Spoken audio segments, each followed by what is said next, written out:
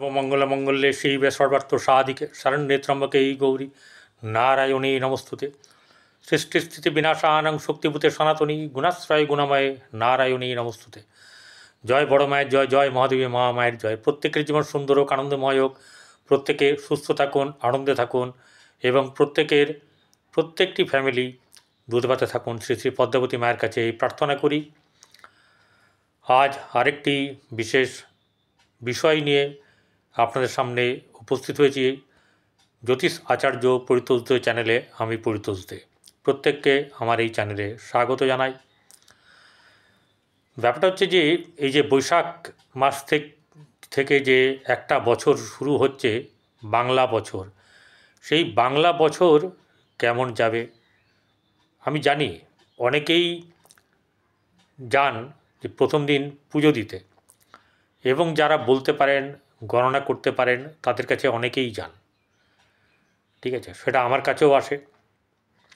ঘটনা হচ্ছে যে এই দিনটা থেকে আমাদের বাংলা বছরটা সবচেয়ে আমরা ভালো মানি এবং আমরা ভাবি যে আমাদের যদি ভাগ্য পরিবর্তন হয়, আসলে কি আমাদের দশা মহাদশা যেমন চলবে সেটাই আমাদের ক্যালেন্ডার। আসল ক্যালেন্ডার হচ্ছে গিয়ে আমাদের জীবনের জন্যে যেটা এই জ্যোতিষ মতে সেটা হচ্ছে আপনার এই ক্যালেন্ডার, মানে যেটাকে বলা হচ্ছে গিয়ে অ্যাকচুয়ালি মহাদশা, অন্তর্দশা বা প্রত্যন্ত দশা। এখন আজকে থাকছে মিথুন রাশি। মিথুন রাশির জাতক জাতিকারা এমনিতেই সরল মনোভাবাপন্ন, তবে সিদ্ধান্তে কিন্তু গণ্ডগোল করে বসে। কোনো সিদ্ধান্ত নিতে গেলে কি করে, বারবার চিন্তা করে এবং ভুলও করে। বেশি চিন্তাও করেও ভুল করবে, আবার খুব তাড়াতাড়ি করবে, তাতেও ভুল করবে। তাহলে ঠিকটা কি? ঠিকটা হচ্ছে বাস্তবের মাটিতে থেকে কাজটা করতে হবে। অর্থাৎ বাস্তব জীবনে আপনাদেরকে ব্যাপারগুলোকে দেখতে হবে, বুঝতে হবে, জানতে হবে। তো এই মিথুন রাশির জাতক জাতিকাদের সামনের এই বাংলার 1432 সন কেমন যাবে তা নিয়েই আমার এই আজকের আলোচনা রাখা হবে। মোটামুটি আপনার 4টি গ্রহকে, বিশেষ করে 4টি গ্রহকে কেন্দ্র করে। কেন বলুন তো? আরও তো 5টা গ্রহ আছে। বলেই দিই, 4টে গ্রহ হচ্ছে গিয়ে এই জন্মকুণ্ডলীর মূল খেলোয়াড়। মূল কীরকম কারা? সেটা হচ্ছে যে প্রথমত হচ্ছে দেবগুরু বৃহস্পতি। সে প্রতি রাশিতে 12 মাস থেকে, মানে 1 বছর থেকে 1 বছর 1 মাস পর্যন্ত থাকে। কখনো বেশিরভাগ সময়ই তাই থাকে, প্লাস মাইনাস, মানে 12 মাসের তো কম হয় না, 12 মাসের ওপরেই হয়। দ্বিতীয়ত রাহু এবং কেতু। রাহু কেতু তো একই, মানে তার অপোজিটে রাহু যেখানে থাকবে তার অপোজিটে কেতু থাকবেই। এদের রাহু সরলে কেতু সরবে। 1.5 বছর কাল একটা ঘরে থাকে। বৃহস্পতি 1 বছর কাল বা 1 বছরের ওপরে একটি ঘরে থাকে।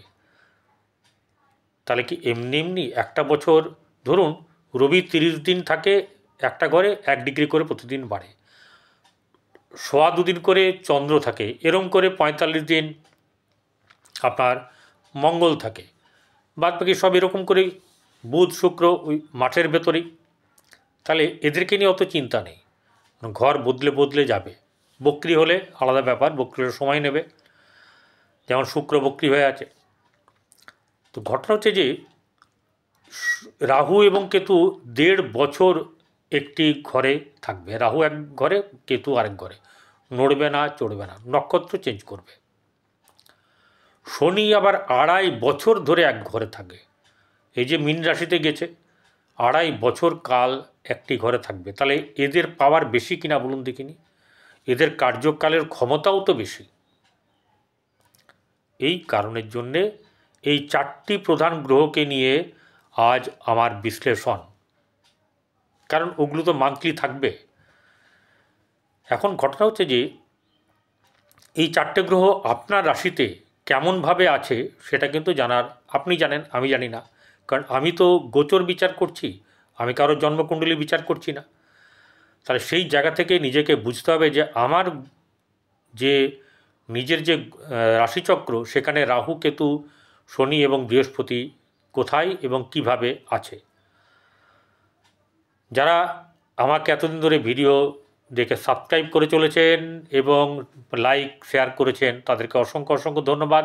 যারা সাবস্ক্রাইব করবেন তারা পাশে থাকা, সাবস্ক্রাইব করার পরে পাশে থাকা বেল আইকনে ক্লিক করে অল বটমে প্রেস করবেন। আর যদি মনে হয় যে আপনার ছকের মধ্যে কিছু গণ্ডগোল, মানে কাজ হতে গিয়ে হচ্ছে না, বাধাপ্রাপ্ত হচ্ছে ইত্যাদি, যদি কোনো দেখেন কোনো রকম কিছু, যদি মনে হয় আপনারা আপনাদের পছন্দের জ্যোতিষ, যারা যাদের কাছে আপনারা দেখান, যাদেরকে বিশ্বাস করেন, তাদের কাছে চলে যাবেন। এবং যারা আমাকে দেখাবেন, কনসালটেন্সি করাবেন, তাদেরকে বলবো 8906781462 এই নাম্বারে ফোন করবেন। ঘটনা হচ্ছে যে এই অবস্থাতে যে বর্তমান সময়ে পাঁচটি গ্রহ মিথুন রাশির মানে কেন্দ্রস্থল অর্থাৎ দশমে বসে আছে। কে কে বসে আছে? রাহু, শুক্র, বুধ, রবি, শনি। এই 5টি গ্রহ একদম বসে আছে ওখানে। এরপরে বৃহস্পতি বসে আছে কোথায়? বৃহস্পতি বসে আছে আপনার বৃষ রাশিতে।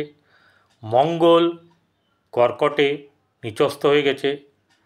কেতু বসে আছে কন্যা রাশিতে। আর চন্দ্র তো ঘোরাফেরা করে।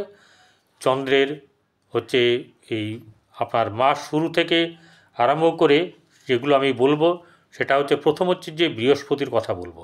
কারণ বৃহস্পতি হচ্ছে গিয়ে ঘর চেঞ্জ করবে, কর্কট রাশিতে চলে আসবে। যখনই কর্কট রাশিতে মিথুন রাশিতে আসবে, এসে আবার কর্কট রাশিতে যাবে, তখন কিন্তু এই মিথুন রাশির দারুণ যেটুকু সময় আসবে, খুব ভালো সময় কাটবে। সেটা কীরকম? 14ই মে আপনার দুপুর আড়াইটের সময় মিথুন রাশিতে প্রবেশ করবে হচ্ছে বৃহস্পতি। এই বৃহস্পতি আবার 18ই অক্টোবর 7:47 চলে যাবে অতিচার বা অতিশীঘ্র গতির দ্বারা কর্কট রাশিতে। তারপর সেখান থেকে আবার 7ই অক্টোবর আপনার এই 5ই ডিসেম্বর চলে যাবে আবার কোথায়? মিথুন রাশিতে, এবং সেখানে গিয়েই থাকবে। তাহলে অ্যাকচুয়ালি হচ্ছে যে এই বৃহস্পতি থাকাকালীন আপনার রাশিতে থাকুক এবং দ্বিতীয়ই আসুক, আপনার কিন্তু এই বৃহস্পতি খুব ভালো ফল দেবে এবং পরিশ্রম কিন্তু হবে। আপনার জ্ঞান বাড়বে, জ্ঞানীদের সঙ্গে আপনার ওঠা বসা, জ্ঞান সম্পর্কে আলোচনা, এসব ব্যাপারগুলো হবে এবং বাস্তব জীবনের সঙ্গে সামঞ্জস্য রেখে আপনার কিন্তু অনেক উন্নতি ঘটবে। এবং যাদের বিয়ে হয়নি তাদের বিয়ে হবে, অবিবাহিতদের এই সময় বিয়ে হয়ে যাবে। বোঝা গেল? এরপরে যেটা হচ্ছে গিয়ে আমাদের মূল হচ্ছে গিয়ে আমাদের জীবন কেমন চলবে। আমাদের জীবন বলতে বেশিরভাগটাই জড়িয়ে হচ্ছে অর্থ, মানে 90%। তারপরে এটা ওটা সেটা, এই ছেলে মেয়ে, চাকরি, অমুক তমুক ইত্যাদি। কিন্তু এই অর্থের ব্যাপারটা, কারণ অর্থের ব্যাপার দুটো মাধ্যম দিয়ে আসে মেনলি। এক হচ্ছে গিয়ে চাকরির দ্বারা, আর এক হচ্ছে ব্যবসা দ্বারা। এই দুটো হচ্ছে মেন। তো এবারে ঘটনা হচ্ছে যে আমি যে জিনিসটা আপনাদের সামনে তুলে ধরবো সেটা হচ্ছে প্রথমে অর্থ। এই বৃহস্পতি যতক্ষণ রাশিতে বসে থাকবে, দ্বাদশে বসে আছে এখন, 14ই মের পরে থেকে কথা বলছি, 14 মের পর থেকে আপনার কিন্তু খুব ভালো যাবে। এবং আর একটা জিনিস ভালো হবে, সেটা হচ্ছে গিয়ে 14ই থেকে এপ্রিল থেকে, তাতেও কিন্তু আপনার 1 মাস কাল শুভ যাবে। কীরকম? তৃতীয়পতি রবি তুঙ্গ হবে, দশমে আছে এবং তুঙ্গ হবে। এই রাশির জাতক জাতিকাদের আর্থিক দিক থেকে হচ্ছে গিয়ে শুভ যাবে, কিন্তু বর্তমানে ব্যবসা ক্ষেত্রে কিন্তু শুভ যাবে না। ভালো করে শুনে রাখবেন, 14ই মের পর থেকে ধীরে ধীরে ব্যবসায়ের দিক থেকে উন্নতি হবে এবং যারা হোটেল ব্যবসা, খাবারের ব্যবসা, কাপড়ের ব্যবসা, গহনা, ইমিটেশন ইত্যাদির ব্যবসা করেন তাদের কিন্তু খুব খুব ভালো হবে। ঠিক আছে। এবারে যেটা হচ্ছে গিয়ে 14ই মের পর থেকে, এবং আরও ভালো চলবে যখন কর্কট রাশিতে বৃহস্পতি গিয়ে তুঙ্গ অবস্থায় থাকবে, এবং 5ই অক্টোবরের আগে অবধি আপনার কিন্তু ভালো চলবে। তাহলে এই সময়তে এই ব্যাপারটা হচ্ছে গিয়ে শুধু একটু অপেক্ষা হচ্ছে যে 13ই মে, 13ই মের পরে 14ই মে থেকে আপনাদের ব্যবসা ধীরে ধীরে উন্নতি হবে, এবং আপনাদের ব্যবসা ক্ষেত্রে সুবিধাজনক অবস্থায় আসবেন ধীরে ধীরে, কারণ বৃহস্পতি একটা বছর থাকবে, সেই ক্ষেত্রে সেইভাবেই সে ফলদান করবে। তাহলে আর্থিক ব্যাপারে, ব্যবসার ব্যাপারে এটা গেল। এইবারে এই বৃহস্পতির খেলা যখন মিথুন রাশিতে অবস্থান করবে, আপনার কিন্তু অনেক দিক থেকে আপনি লাভবান হবেন, যাদের লগ্ন বা রাশি দুটো ক্ষেত্রেই বলছি। এবার আসা যাক চাকরির ব্যাপার। চাকরির ব্যাপারে চাকরির জায়গায় বসে আছে তৃতীয়পতি রবি, রাশিপতি এবং চতুর্থপতি বুধ, সে মীন রাশিতে বসে আছে, নিচস্থ হয়েছে, কিন্তু তার নিজ ভঙ্গ রাজযোগ হয়ে গেছে। শুক্র যেহেতু তার তুঙ্গ অবস্থায় আছে, রাহু বসে আছে, রাহু কিন্তু শুভ ফল প্রদান করবে এখানে, কারণ বৃহস্পতির যে ভাব সেই ভাবকে সে আগে প্রাধান্য দেবে, তারপরে নিজের ভাব এবং অন্যান্য যে রাশিরা থাকবে, এই গ্রহরা থাকবে তাদের ভাবের সঙ্গে মিলবে। শনি হচ্ছে গিয়ে অষ্টমপতি এবং নবমপতি, সে দশমে থাকবে।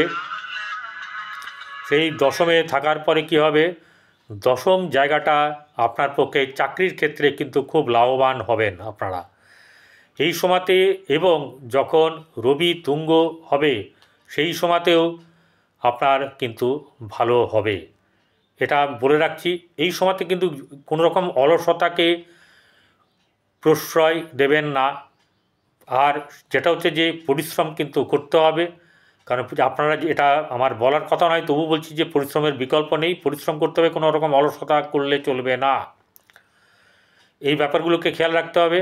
আর যেটা হচ্ছে গিয়ে ওই অন্যান্য দিক, সফলতা আপনার আসবে, কিন্তু সেটা খুব বেশি ব্যাপার নয়, মধ্যম অবস্থা আসবে। এবার অন্যান্য ব্যাপারগুলো দেখি। গৃহে আপনার শুভভাব বজায় থাকবে,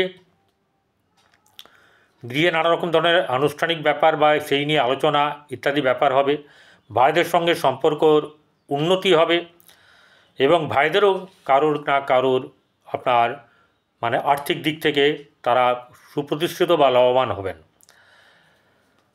প্রেমের ক্ষেত্রে শুভ যাবে, সন্তানের ক্ষেত্রেও কিন্তু শুভ যাবে। আর যেটা হচ্ছে গিয়ে আপনার সপ্তম ভাব, ওটা আগেই বলেছি, 14 তারিখের পর থেকে 14ই আপনার মেয়ের পর থেকে কিন্তু ধীরে ধীরে শুভ হবে, অবিবাহিতদের বিবাহ হবে, দাম্পত্য জীবন শুভ হবে, ব্যবসা বাণিজ্যের উন্নতি ঘটবে।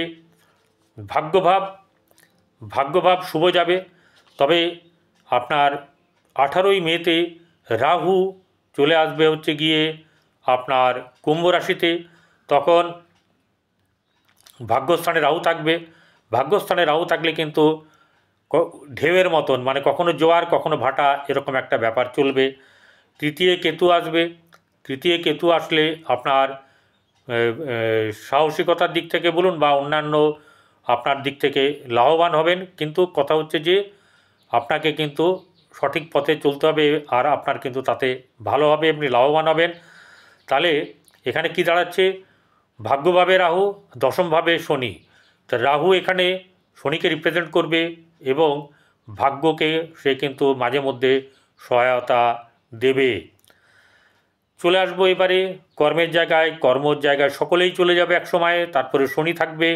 শনি এখানে কিন্তু তাকে কর্ম প্রদান করার জন্যে সচেষ্ট হবে, নির্ভর করছে আপনার জন্মকুণ্ডলিতে কে কীভাবে আছে সেটা কিন্তু দেখার জন্যে। আর কি হচ্ছে, একাদশ ভাব হচ্ছে গিয়ে আয়স্থান, আপনার যেটাকে বলা হচ্ছে যে সাফল্য, সেই জায়গায় কিন্তু সাফল্যও আপনার কিন্তু থাকবে, তবে কম হবে। এটাই হচ্ছে গিয়ে ব্যাপার। গরুকে, কুকুরকে, কাককে খাওয়ান, আপনি লাভবান হবেন।